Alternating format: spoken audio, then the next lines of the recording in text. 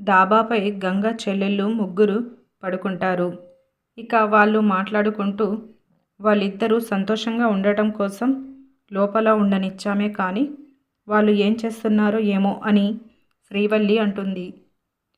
కొంటె చూపులు, సరసాలు, సరదాలు, పాటలు అవి ఇవి ఉంటాయి కదా అని కుముదవల్లి అంటూ ఉండగా, అన్నయ్య ఫైటే చేస్తాడు కానీ పాటలు పాడడు అని అమృతవల్లి అంటుంది. వదిన అయినా పాడితే బాగుండు అని కుముదవల్లి అంటుంది. ఇక కట్ చేస్తే రూమ్లో గంగ వెనక నుంచి శివ వచ్చి గంగను విసిగిస్తూ ఒక పాట పాడుతుంది.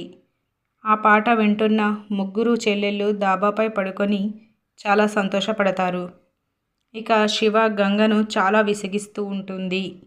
గంగ దూరం దూరం తిరుగుతూ ఉంటాడు. ఇలా మనకి చూపిస్తారు. ఇదండి ఇవాల్టి అప్డేట్స్. ఇలాంటి డైలీ అప్డేట్స్ కోసం మన ఛానల్ని సబ్స్క్రైబ్ చేసుకోండి. Thank you so much for watching.